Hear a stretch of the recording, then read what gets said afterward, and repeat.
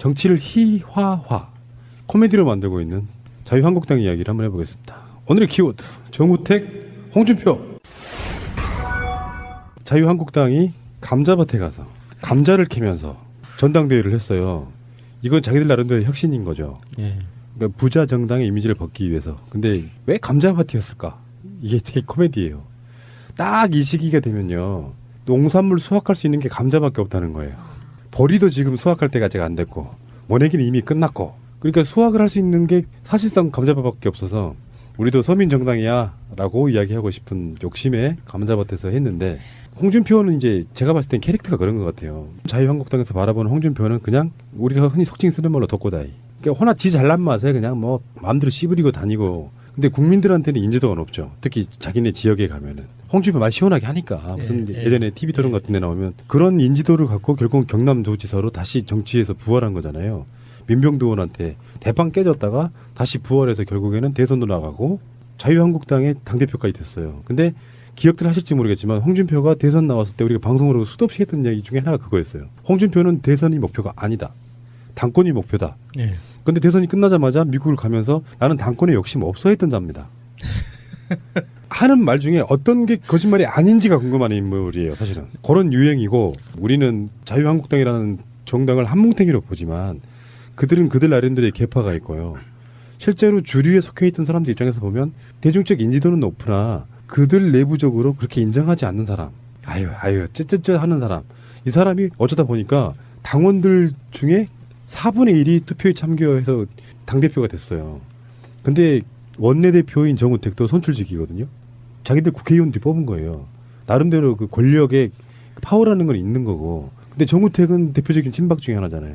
그러니까 정우택 입장에서는 홍준표가 기본적으로 당대표니까 원내대표는 훨씬 더 사실 정당으로 가면 훨씬 높은 거잖아. 예. 그럼에도 불구하고 홍준표가 되게 가짜고 웃긴 거예요. 그 족보가 없으니까 얼마나 가짜나 보이겠어요. 자기는 그 정우택 입장에서는 친일파 집안이잖아요.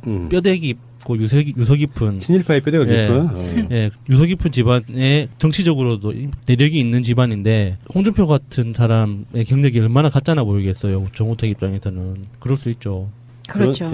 그러니까 앞으로 누구나 다 예상할 수 있겠지만 자유한국당이 앞으로 어떻게 돌아갈지가 우리가 바라보는 아까 말하는 희화화된 정당, 코미디 정당으로서 그 정당이 갖는 그들끼리 밖으로 나오는 말들, 예. 이전 투구, 잡음, 그런 것들이 얼마나 새어나올지가 궁금한 거예요. 그냥 보고 적이면 되는가요? 예.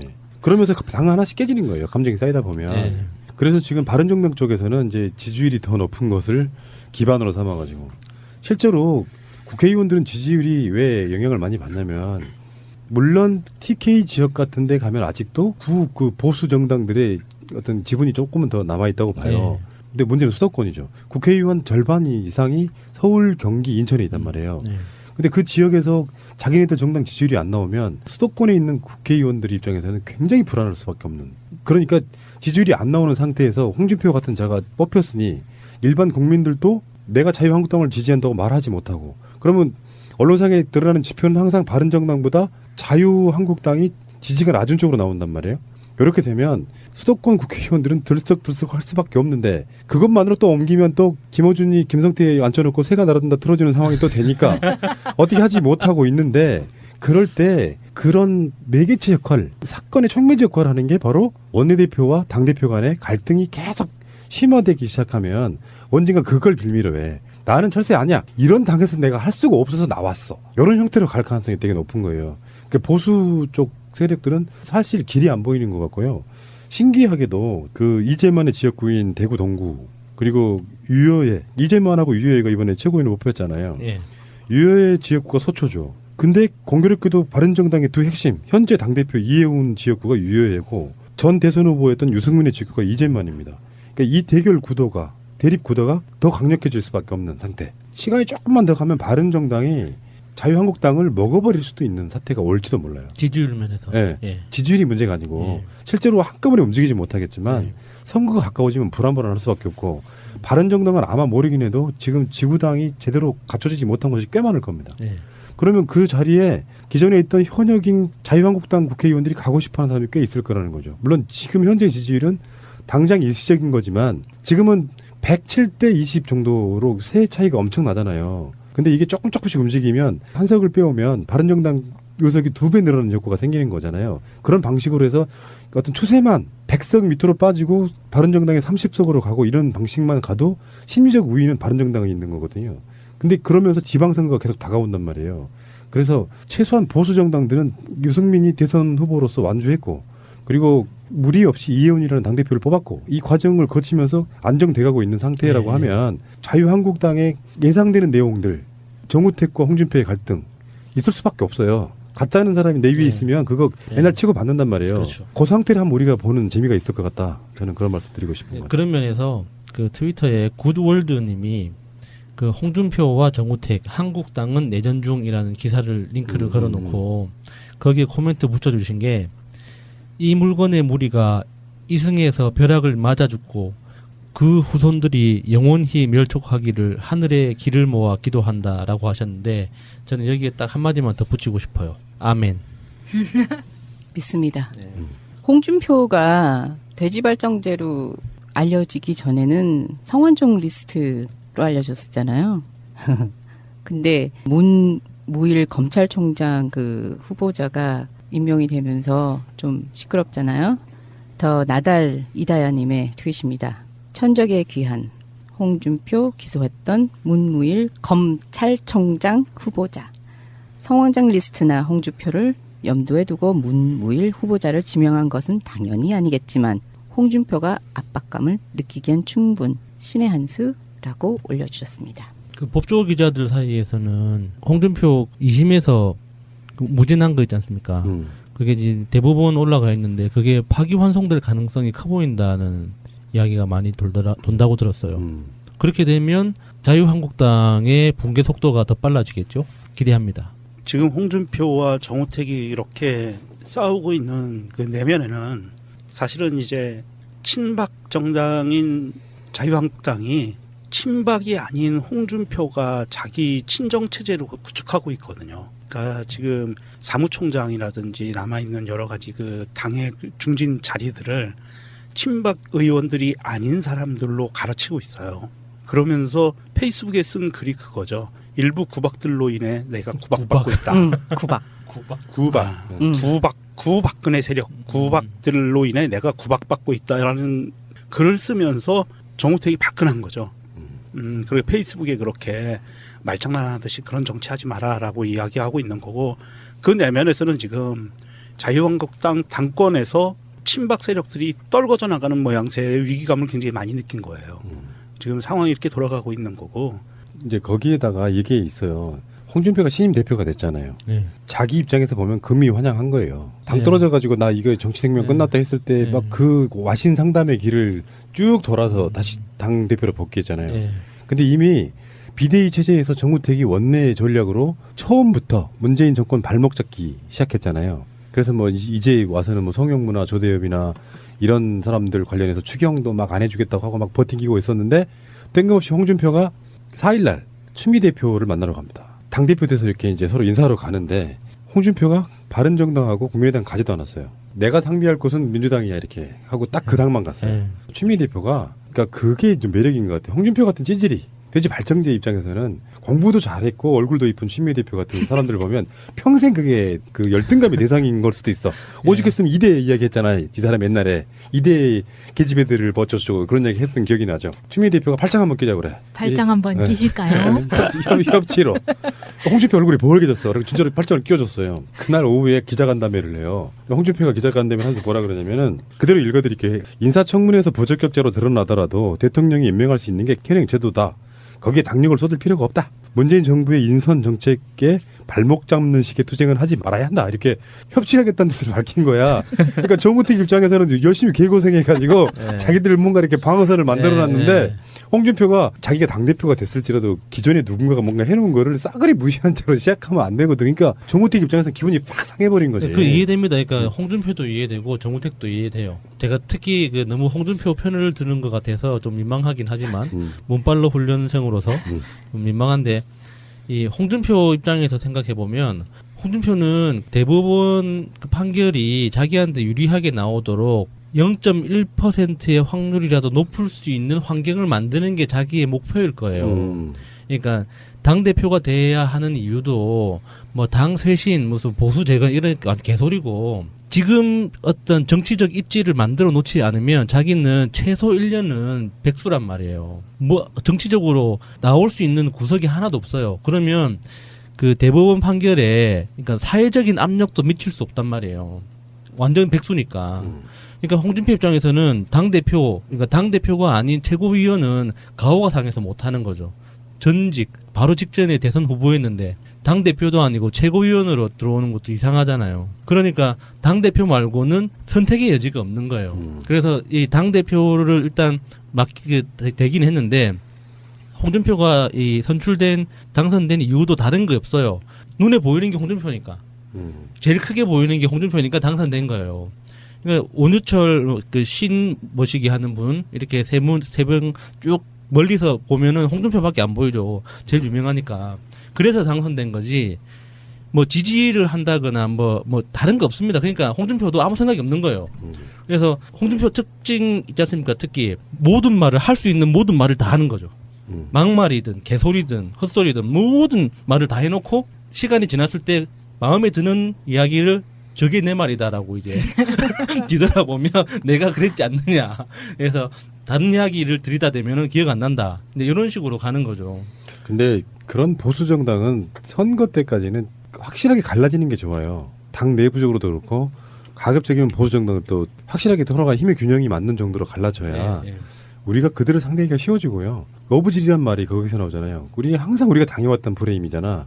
야권 분열로 망하는 프레임을 구보수 세력들의 분열로 선거 같은 게 있으면 무조건 참패하는. 예를 들어 바른정당이 강남이나 서초 이런 데 자유한국당하고 같이 출마를 해요. 현재 문재인 대통령의 지지율이나 이런 걸로 보면 한 30%대 후반으로도 당선 가능합니다. 그런 방식으로 해서 지방 정치도 일단 싹 물갈이 해버리고요. 그렇게 되면은 그 당 자체가 현역 국회의원들이 있더라도 지리멸렬해지는 거거든요. 지방선거가 끝나면 총선이 또 2년 남아요. 그러면서 또 자기들 간에 막 싸우고 이러는 과정을 거치면서 보수 세력이라고 하는 것이 이제 괴멸되는 수준까지 가고, 그리고 사실은 보수가 존재하지 않으면 안 돼요. 존재는 해야 된다는 뜻이에요. 안 그러면 정치라는 것 자체가 아예 무너집니다. 그러니까 예를 들어서 보수 세력이 완전 괴멸됐어. 그래서 우리가 의석을 사실 90% 장악하고 있다고 쳐봐요. 좋은 나라 아니에요. 그건 불가능하다고 보고. 그러니까 그런 상황에서 실제로 찬성할 건 찬성하고 반대할 건 반대할 수 있는 정도의 보수 세력들은 어느 정도는 그 지분을 갖고 존재를 해야만, 아무리 문재인 대통령이 진정성 갖고 있는 사람이라고 할지라도 300석이 다 우리 의석이면 정치 이상하게 돼요.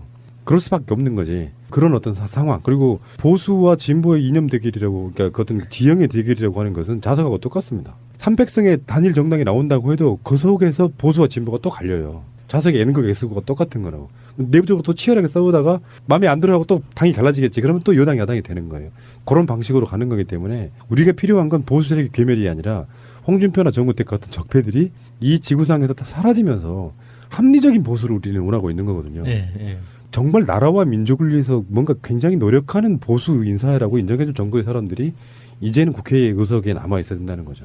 빈무덤 2님의 트윗입니다. 홍준표가 문재인 정부 발목 잡지 않겠다며 청문회와 추경 예산 심의하겠다고 모처럼 통 크게 나오자 정우택이 거수기하란 말이냐며 원내 문제는 자신이 책임자라고 제동 걸었다. 돼지 발정제와 음모주가 패거리들과 함께 쓰러질 때까지 싸워 승자를 가리기 바란다. 막상 막하다라고 올려주셨습니다. 둘이 싸우다 쓰러지면 뭉클로스에 가서 채우면 돼. 근데 3일날 김은경 환경부 장관 후보자 때 이야기가 있어요. 아, 우리 신보라. 아, 진짜 저기 안팎으로 다 있어. 자유한국당은. 저는 머그컵 이야기 때문에 하는 건데 환경부 그 장관 후보자니까 오전에는 머그컵을 들고 왔어요. 근데 오후에는 그게 종이컵으로 바뀌는 거예요. 그러니까 왜 그렇게 바뀌었냐 하고 봤더니 국회법에 그 회의장 안에 진행되는가 방해되는 물건 또는 음식물을 반입이 안 되는데 머그잔도 금지 품목에 포함이 되어 있는 국회법에 그런 내용이. 국회에서 막 이제 싸움 나고 이럴 때 무기로 쓸 수 있는 게 재떨이. 그러니까 정우택이 그 유리찬으로 그것 때문이 그것 때문입니다. 그게 국회법에 반영돼 있는 거예요, 그게? 네, 그때 네. 당시에 96년에 정우택이 국민회의에 방용석 의원한테 유리컵을 휘둘렸던 3번 내리쳐가지고 네. 피가 나도록. 그게 국회법에 반영된 거는 그 이전 아주 옛날 1950년대에 그게 법이 만들어졌고요. 그때부터 있었던 그 법 조항인데 국회 사무처에서 그 법 조항을 적용을 할 때 유리컵 사건 이후로 거기에서 이제 컵을 못 갖고 들어오게 하는 흉기로 네. 사용될 수 있으니까 유리컵이 흉기로 사용될 수 있는 소지가 있기 때문에 네. 그 다음부터 법이 개정이 되는데요. 그 주인공이 바로 정우택 원내대표라는 거죠. 그 제떨이 말씀하시니까 그 국회 안에서 담배 피시는 의원님들 생각이 나네요. 많이 했었죠. 그러니까 지금은 보통 그 실내면은 무조건 금연이라는 게 기본이잖아요. 예.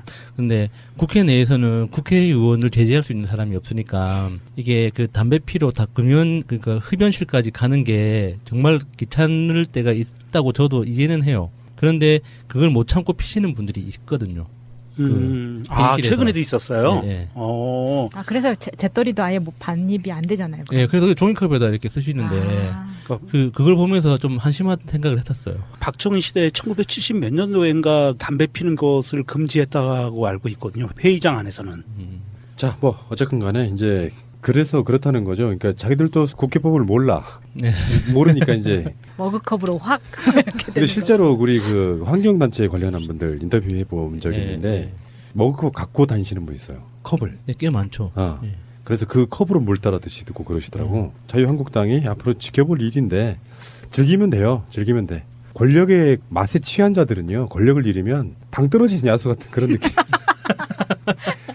무기력하면서 약간 미친 짓 가끔씩 하고 막 그런 느낌이라서. 그 저는 그 홍준표 그 감자밭에 간 걸 보고 이렇게 사자성어식 개그가 생각이 난 게 있어요. 그 SNL 그 시리즈에서 요즘 준표 그 흉내 내시는 분 있잖아요. 네. 그분이 그런 거 하잖아요. 준표를 지지하니 뭐 나오잖아요. 그게 딱 생각나는 게 준표를 지지하니 씨감자를 발라먹네. 준지 씨 생략하겠습니다.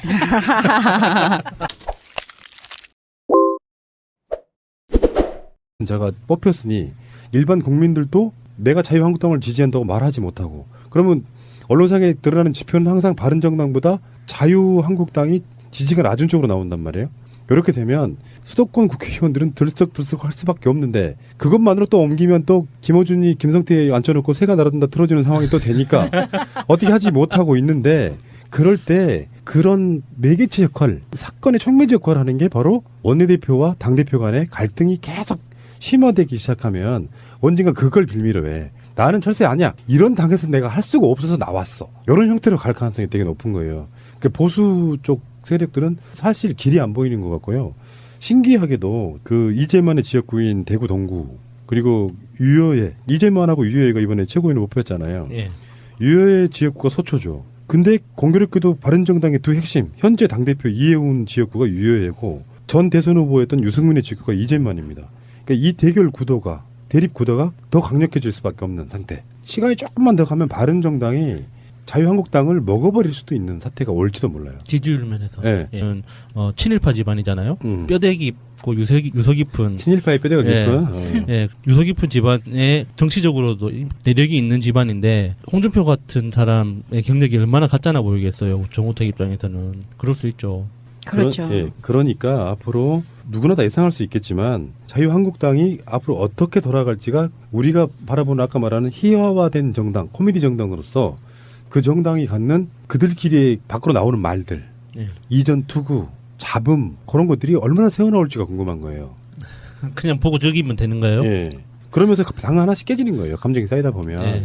그래서 지금 바른정당 쪽에서는 이제 지지율이 더 높은 것을 기반으로 삼아가지고 실제로 국회의원들은 지지율이 왜 영향을 많이 받냐면 물론 TK 지역 같은 데 가면 아직도 그 보수 정당들의 어떤 지분이 조금은 더 남아있다고 봐요. 네. 근데 문제는 수도권이죠. 국회의원 절반 이상이 서울, 경기, 인천에 있단 말이에요. 네.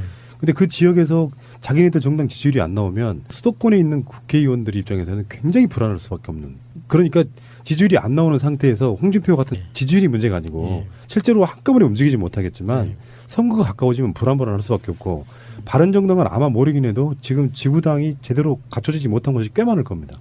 그러면 그 자리에 기존에 있던 현역인 자유한국당 국회의원들이 가고 싶어하는 사람이 꽤 있을 거라는 거죠. 물론 지금 현재 지지율은 당장 일시적인 거지만 지금은 107대 20 정도로 세 차이가 엄청 나잖아요. 근데 이게 조금씩 움직이면 한석을 빼오면 바른정당 의석이 2배 늘어나는 효과가 생기는 거잖아요. 그런 방식으로 해서 어떤 추세만 100석 밑으로 빠지고 바른정당에 30석으로 가고 이런 방식만 가도 심리적 우위는 바른정당에 있는 거거든요. 근데 그러면서 지방선거가 계속 다가온단 말이에요. 그래서 최소한 보수 정당들은 유승민이 대선 후보로서 완주했고 그리고 무리 없이 이혜훈이라는 당대표를 뽑았고 이 과정을 거치면서 안정돼가고 있는 상태라고 네. 하면 자유한국당의 예상되는 내용들 정우택과 홍준표의 갈등 있을 수밖에 없어요. 가짜는 사람이 내 위에 네. 있으면 그거 네. 맨날 치고 받는단 말이에요. 그렇죠. 그 상태를 한번 우리가 보는 재미가 있을 것 같다. 저는 그런 말씀 드리고 싶은 거예요. 그런 면에서 그 트위터에 굿월드님이 결국에는 대선도 나가고 자유한국당의 당대표까지 됐어요. 근데 기억들 하실지 모르겠지만 홍준표가 대선 나왔을 때 우리가 방송으로 수도 없이 했던 얘기 중에 하나가 그거였어요. 홍준표는 대선이 목표가 아니다. 당권이 목표다. 예. 근데 대선이 끝나자마자 미국을 가면서 나는 당권에 욕심 없어 했던 자입니다. 하는 말 중에 어떤 게 거짓말이 아닌지가 궁금한 인물이에요. 사실은. 그런 유행이고 우리는 자유한국당이라는 정당을 한뭉탱이로 보지만 그들은 그들 나름대로의 계파가 있고요. 실제로 주류에 속해 있던 사람들 입장에서 보면 대중적 인지도는 높으나 그들 내부적으로 그렇게 인정하지 않는 사람. 아유 쯧쯧쯧 하는 사람. 이 사람이 어쩌다 보니까 당원들 중에 4분의 1이 투표에 참여해서 당대표가 됐어요. 근데 원내대표인 정우택도 선출직이거든요. 자기들 국회의원들이 뽑은 거예요.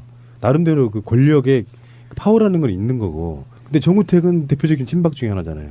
그러니까 정우택 입장에서는 홍준표가 기본적으로 당대표니까 원내대표는 훨씬 더 사실 정당으로 가면 훨씬 높은 거잖아. 예. 그럼에도 불구하고 홍준표가 되게 가짜고 웃긴 거예요. 그 족보가 없으니까 얼마나 가짜나 보이겠어요. 자기는 그 정우택 입장에서는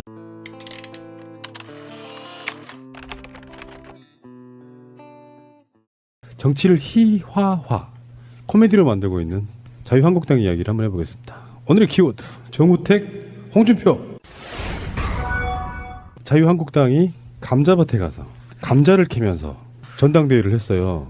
이건 자기들 나름대로 혁신인 거죠. 예. 그러니까 부자 정당의 이미지를 벗기 위해서. 근데 왜 감자밭이었을까? 이게 되게 코미디예요. 딱 이 시기가 되면요. 농산물 수확할 수 있는 게 감자밖에 없다는 거예요. 보리도 지금 수확할 때가 아직 안 됐고 모내기는 이미 끝났고 그러니까 수확을 할 수 있는 게 사실상 감자밭밖에 없어서 우리도 서민 정당이야 라고 이야기하고 싶은 욕심에 감자밭에서 했는데 홍준표는 이제 제가 봤을 땐 캐릭터가 그런 것 같아요. 자유한국당에서 바라보는 홍준표는 그냥 우리가 흔히 속칭 쓰는 말로 덕고다이. 그러니까 허나 지 잘난 맛에 그냥 뭐 마음대로 씨부리고 다니고 근데 국민들한테는 인지도가 높죠. 특히 자기네 지역에 가면은 홍준표 말 시원하게 하니까 무슨 예전에 TV 토론 같은 데 나오면 그런 인지도를 갖고 결국 경남도지사로 다시 정치에서 부활한 거잖아요. 민병두 의원한테 대빵 깨졌다가 다시 부활해서